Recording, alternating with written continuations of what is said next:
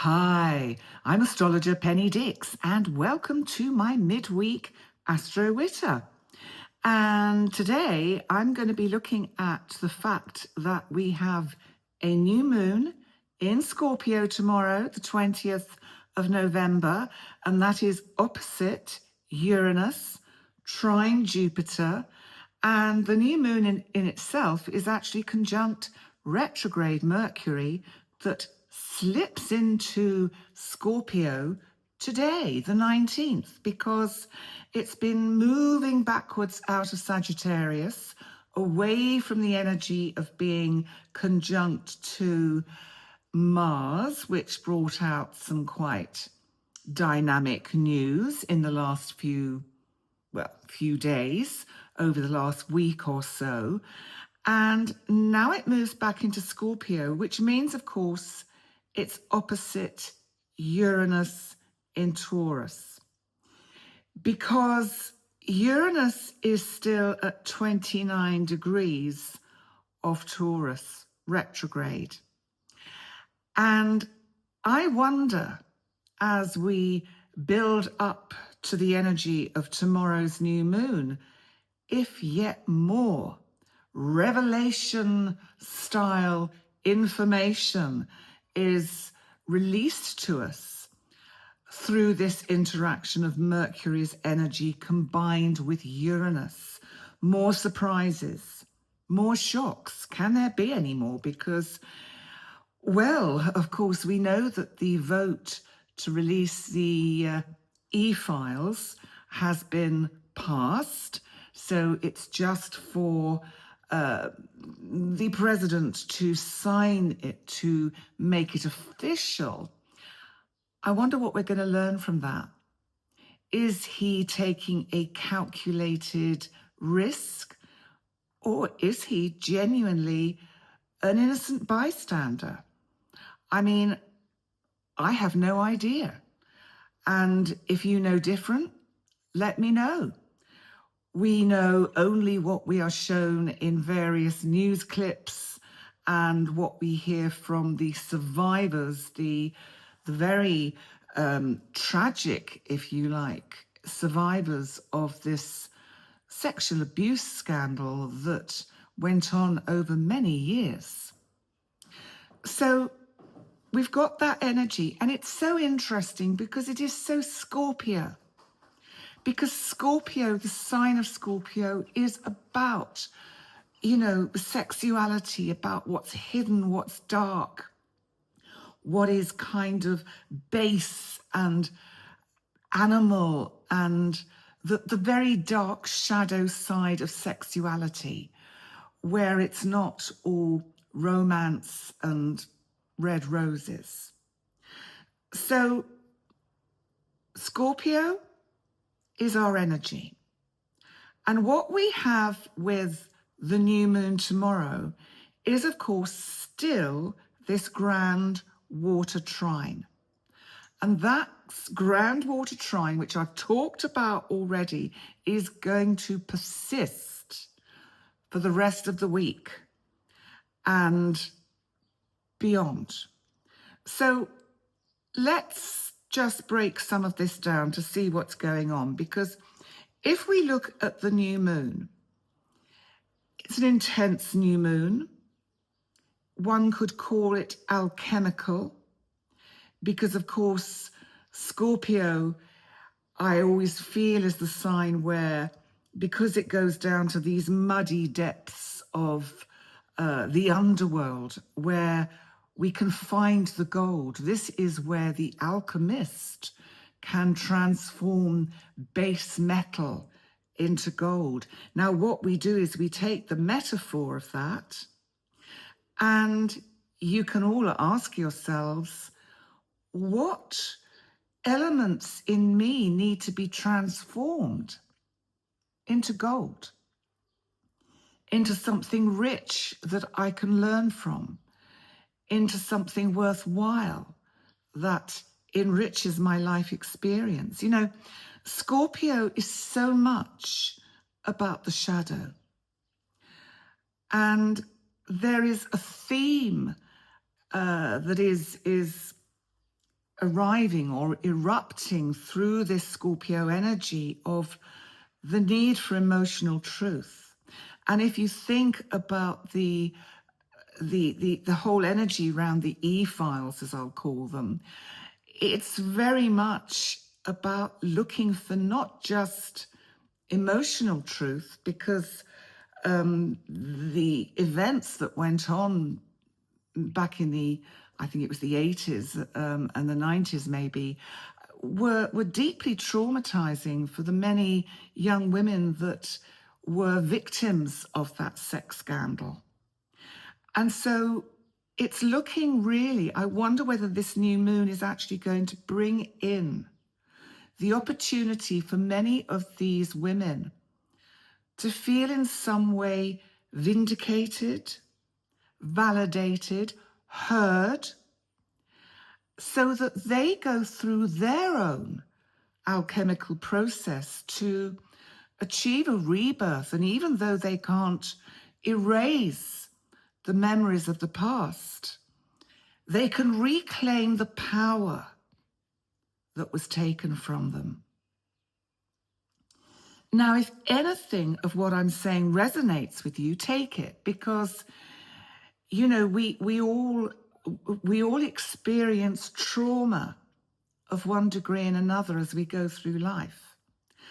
And, you know, I think back to being a young girl in the 70s and then into the 80s, but really going back into the 70s when it was just accepted that men would be inappropriate with young girls. And, you know, I could probably collate a list of men who may or may not still even be alive, who treated me inappropriately, touched me inappropriately. Did it scar me? Well, thankfully for me, nothing really, really traumatizing happened. But I think it did affect me, and I think it affects everyone. And if you're of the same generation of me as me, born in the 50s or the 60s, you'll understand what I mean about this. There was, you know, we had uncles, and we'd have to sit on uncle's knee, and uncle would be going, "Whoa, look at your bosoms bouncing up and down," and this kind of dialogue. Now, I didn't think I was going to go down this particular rabbit hole today, but it's Scorpio. Here we are, and so here we go, because it is what is about at the moment. And maybe because of the life I've had in terms of the amount of personal therapy I was on the receiving end of over a period of probably 30 years, because I remained in therapy.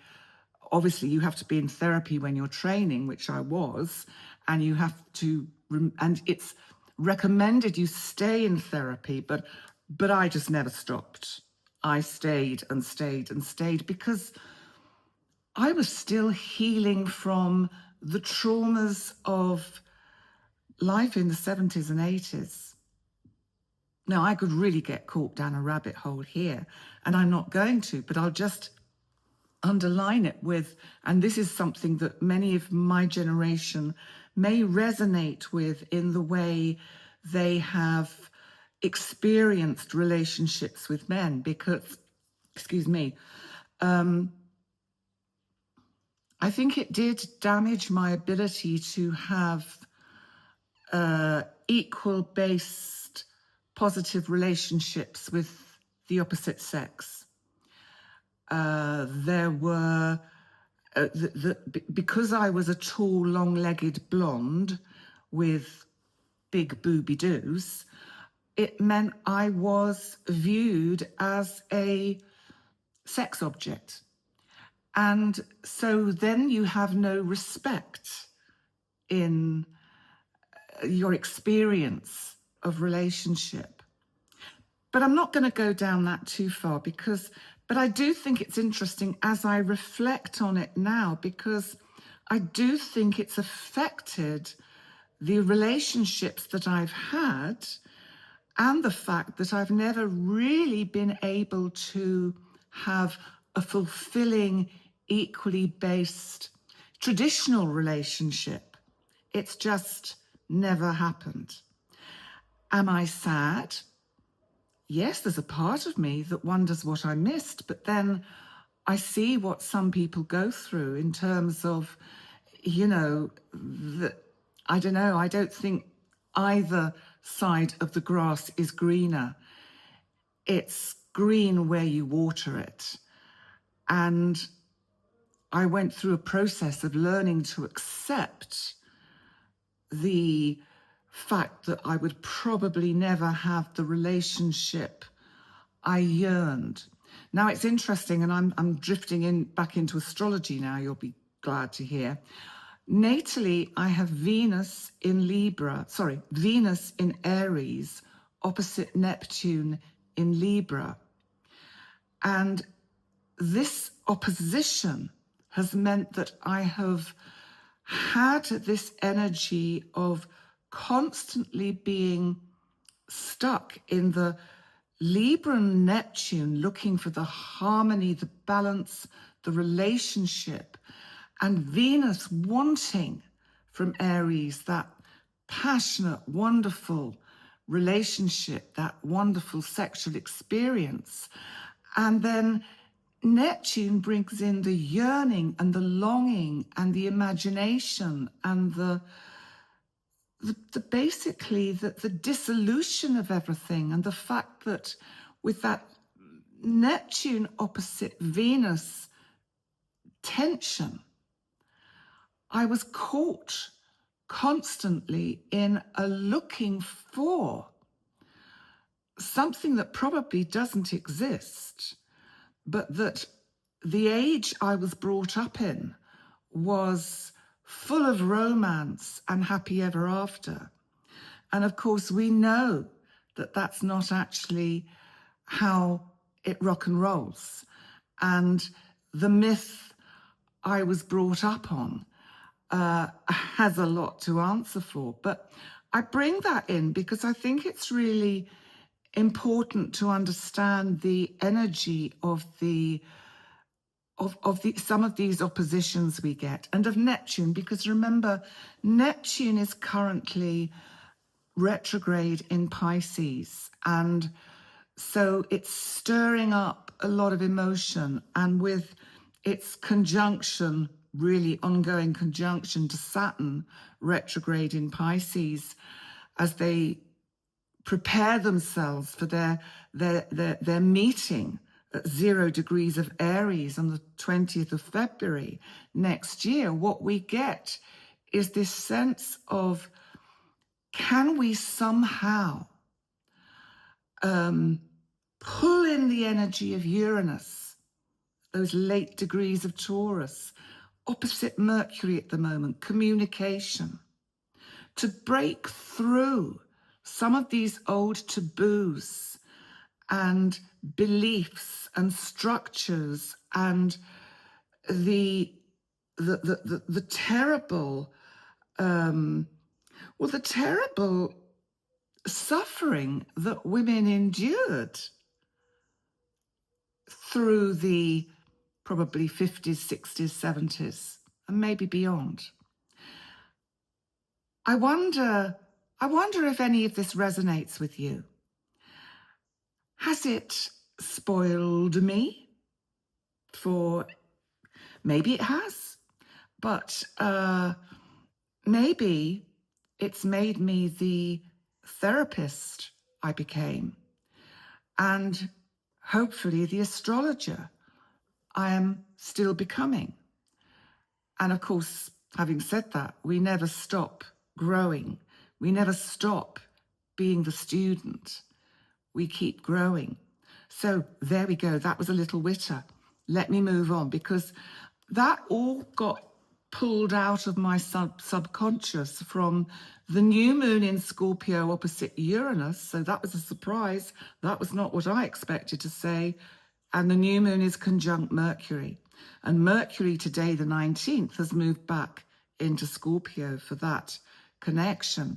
Now, then we need to look again more fully at this Grand Water Trine, because by the 22nd, Mercury, our planet of communication, retrograde in Scorpio, will be trining both Saturn at 25 degrees of Pisces and Jupiter at 24 degrees of Cancer, also retrograde.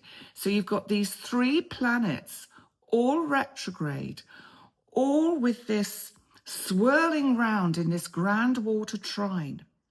Now, remember what we've said recently about trines. They can make us lazy. I've been consciously working on understanding and experiencing it in just going with the flow, and then thinking, no, I'm going to make conscious effort to act rather than sit back and let it all go. And it's been a very interesting process. Now, this Grand Water Trine, as I say, we have to be mindful we don't allow ourselves to get carried away in, as I talk about with Pisces, my oceans of emotions. This is a grand trine of emotion, of feeling. And, because they're all retrograde, it's taking us back to something. Maybe as I say that, I'm thinking, well, of course, that's what I've just acted out in describing the new moon in Scorpio. I've gone back to my past and shared with you some of my past to see if it can help you understand some of your past so that you can use the gold that we can find in this Scorpio new moon to transform. There's something about this Grand Water Trine that can be very cleansing of the unconscious and bring a psychic clarity. So there's something with this energy about healing trauma through insight, deep intuitive thinking, which is really what I have just been expressing. Looking for hidden motives, detecting lies and illusions. Maybe going over old conversations or old scenarios and maybe seeing if we can actually change the ending or the outcome. Because sometimes it can be very powerful just to go back to a incident and think, hang on a minute, what about if I said in that moment in time, no, I don't want to do that. And you turn around and you leave. You reclaim your power, and there is, I don't know whether it's fact or not, but physics is looking into, certainly quantum physics is trying to understand the nature of time, past, present, and future, and how it simultaneously coexists, which in a sense it does. And, there are sort of ideas or thoughts that by changing the outcome, and I think this is done in certain forms of hypnotherapy, but I'm not sure, where if you go back and change the outcome of a particular bad memory, it will somehow work with you at a cellular level and at where you're at a neurological level to shift your feeling about that whole incident. So there's something about emotional accountability, karmic insight, and restructuring our inner thoughts and perceptions. Maybe also through this trine, this water trine, there are karmic lessons resurfacing, and maybe beginning to understand, as I've been talking, how past choices have shaped present emotional conditions. And the word that's coming into my head now is that we must never forget, within all of this, to forgive that girl, that young woman, when she was 16 or 17 and said yes because she didn't know how to say no. To say that's okay. You didn't know any better. Because through this, we can bring order to emotional confusion. Through the insight that Scorpio brings us of our shadow and shadow events, to bring order with Saturn in Pisces to the confusion that can be created by the Piscean oceans of emotions. So we might find, as this week progresses beyond the new moon, that we really feel that we want to withdraw and analyze. I think we'll find that we have an increased ability to focus on the past and a clearer sense of what is real as opposed to what is illusion. And we may feel that strong connection to the past, to our ancestors, to our parents, to our grandparents, our great-grandparents, whether we knew them or not. And that, you know, through their coming together, that's how we're here. And maybe also this transit, this quite long, ongoing Grand Water Trine, can bring a karmic unraveling of old patterns and closure of long-standing emotional uncertainties. So I think it's important to see the bigger picture and to connect the dots between these various life chapters and events.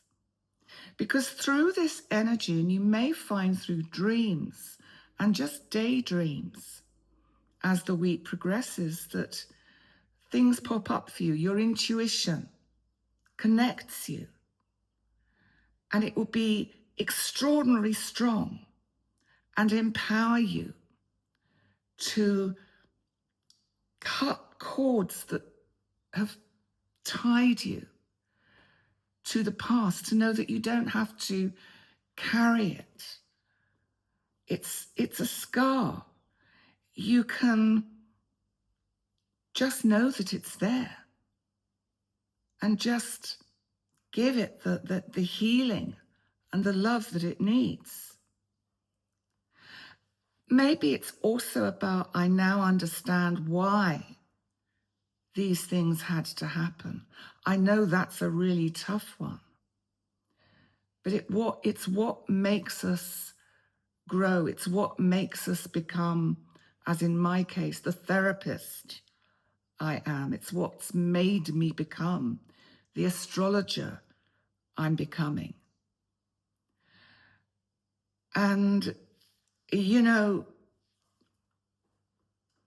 as I say that, it brings me on to some of the quotes that I found. I've also got a little poem to read, but Seneca said about surprise and the unexpected that the unexpected happens to every man. To be unprepared is to be undone. And if you do not expect the unexpected, said Heraclitus, you will not find it. And Carl Jung said, in all chaos, there is a cosmos. In all disorder, a secret order. So in summary, I would say that maybe we are finally going to find out some truths which have been hidden from us, whether that is personally, on the world stage, collectively.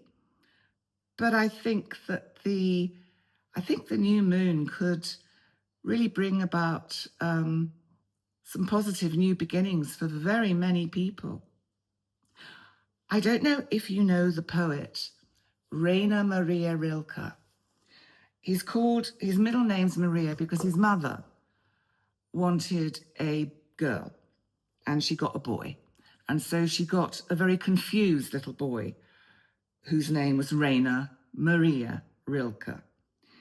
He is an amazing poet. Obviously, he's passed now. And he was great friends with the sculptor Rodin. And they wrote many, many letters to each other and spent a lot of time, I think, in philosophical musings.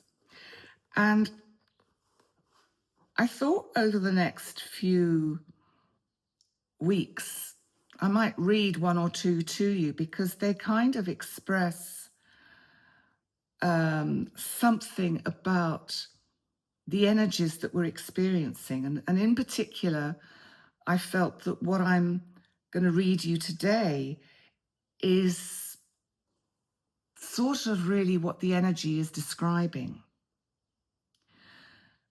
Now, there's just two lines here that I just want to quote, which are from one of his poems, which is just, and I think this is very Scorpio.